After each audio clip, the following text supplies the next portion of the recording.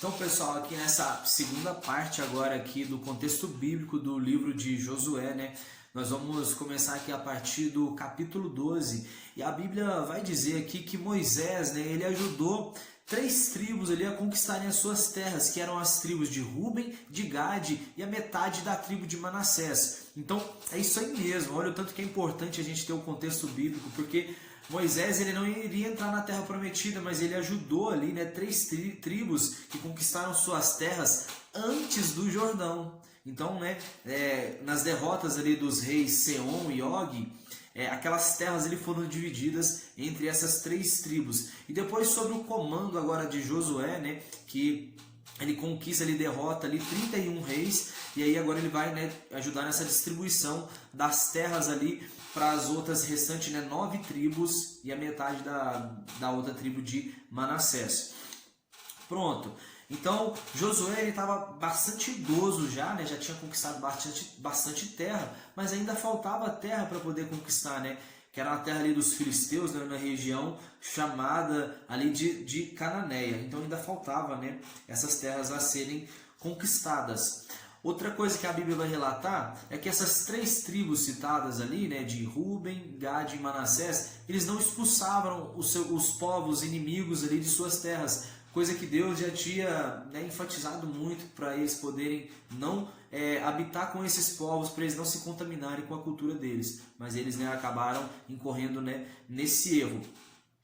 A Bíblia ressalta também aqui que a tribo de Levi não ia receber oferta, porque os sacrifícios que os israelitas ofereciam, como ovelhas, gados, né, bodes, esses animais ali oferecidos em holocaustos serviam como comida ali para os sacerdotes. Então, as outras tribos iam ter terras para eles plantarem, né, e colherem seus alimentos. Mas a tribo de Levi não, eles já tinham esse alimento ali, né, que era um alimento sagrado que eles tinham, então por isso, né, não foi repartido ali na repartição das terras. Depois eles receberam algumas terras aqui doadas, né, pelas outras tribos, né, e depois a gente vai ver sobre isso.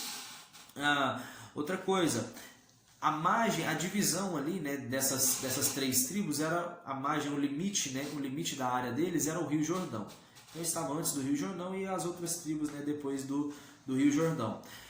Caleb, ele tinha, né, começou a conquista da terra com 40 anos e agora ele estava com 85 anos. E aí o que acontece? Deus tinha prometido para ele que ele ia receber Hebron como herança. Então, agora Josué dá Hebron como herança para ele, e aí, né, ele vai ter que enfrentar ali algumas batalhas, né, para ele poder conquistar essa.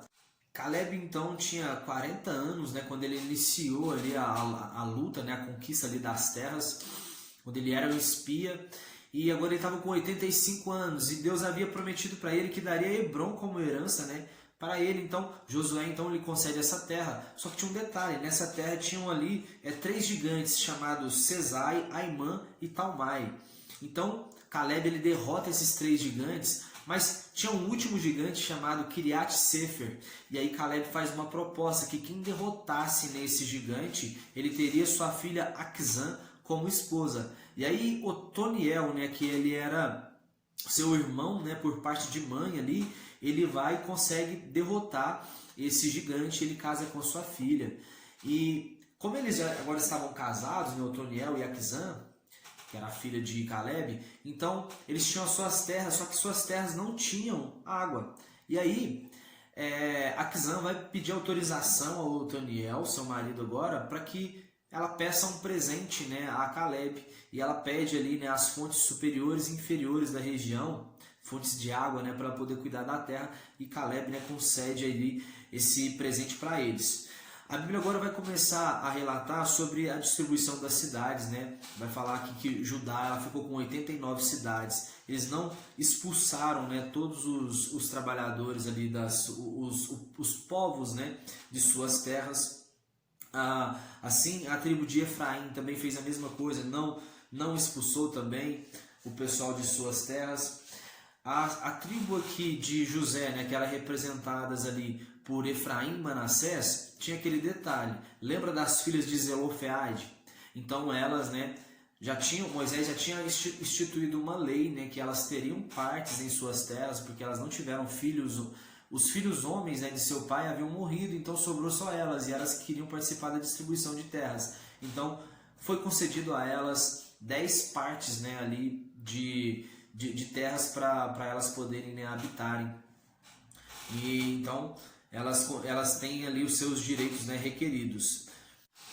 Então o povo de Deus ali, eles se reúnem, né, em Siló, e ali eles estabelecem a tenda do encontro. Então o que estava acontecendo aqui? Ainda faltava 7 tribos para poder receber herança, né? E Josué vai encorajar eles dizendo: olha, a terra é de vocês, tomem posse, né, dessas terras. Então Josué ele vai ali dividir eles, e eles vão escolher agora, Josué escolhe 3 homens, né, para poder mapear o local e dividir esse local em 7 pares para distribuir com as 7 tribos restantes. E agora vem a divisão. Olha, a tribo de Benjamim, ela vai receber 26 cidades, Simeão 9, Zebulon 12 cidades, Issacar recebe 16 cidades, Aser 22, Naftali 19 cidades, e Dan, a tribo de Dan, eles vão se estabelecer em Lézer, né? E aí é curioso, porque no livro de Juízes vai dizer que eles ainda não tinham, né, tomado posse de suas terras, né? Então Dan era aquela última tribo, né? Quando Moisés tocava as trombetas, a tribo de Judá era a tribo que a primeira a se levantar, e Dan era a última. Então eles foram o último em tudo, até mesmo para conquistar aqui suas terras também. Josué, ele habitou em Timna, e ali, né, de frente à tenda do encontro, ele fez todo esse sorteio ali dessas terras, né? E aí o que acontece? Agora os levitas, né, eles vão requerer ali as suas cidades. Então as tribos ali, né, elas vão, a tribo de Judá, de Simeão, eles vão entregar essas cidades ali para os levitas, né, que tinham seus clãs ali, que eram os coatitas, os gersonitas e os meraritas. Eles recebem ali o total de 48 cidades. E lembra que também que eles tinham as 6 cidades refúgio, né, as cidades refúgio que nós também já estudamos por aqui. Deus, né, o que Deus havia prometido ali para Josué, tudo ele havia cumprido. As promessas que ele havia feito ali com Moisés, né, ele cumpriu tudo. Josué, ele, né, restabeleceu a aliança que Moisés e os antepassados deles tinham feito com Deus. Então por isso Deus tudo que ele prometeu foi cumprido aqui na vida, né, de Josué e todos os outros israelitas. Agora, o que acontece? As 3 tribos de Ruben, de Gade e Manassés, eles vão retornar agora porque eles acabaram de conquistar a terra dos seus irmãos, né? As demais 9 tribos. E o que acontece? Quando eles param ali no Jordão, eles vão construir um imponente altar. Por que eles constroem esse imponente altar? Porque eles pensaram assim: olha, a gente vai morar aqui antes do Jordão. Então a gente vai fazer isso aqui para ser um marco indelével, para que as próximas gerações eles olhem para esse altar e eles venham se lembrar de que, assim, a gente tem parte com Deus, a gente lutou na conquista dessas terras e a gente faz parte do povo de Deus também. Quando aconteceu isso, todas as demais 9 tribos, né, que estavam aquém do Jordão, eles se levantaram e foram até essas 3 tribos, né, juntaram ali os líderes e foram até eles para poder já guerrear contra eles, porque eles pensaram que eles já estavam adorando a outros deuses. Então ali, né, Eleazar mais Josué vai conversar com os líderes dessas 3 tribos, e aí eles explicam, né, toda essa história, que eles não queriam adorar a outros deuses, eles queriam só deixar aquele marco ali como, né, um sinal de que, para as próximas gerações, de que eles participaram realmente ali dessas batalhas. E aí todo mundo ficou em paz, né? Todo mundo se entendeu e cada um voltou agora, né? As 9 tribos, eles voltam ali para sua terra. Aquele altar ali ficou conhecido como o altar de Ed, né? Que seria um testemunho entre eles de que Yahvé é Deus, né? E que eles participaram dessas conquistas, certo?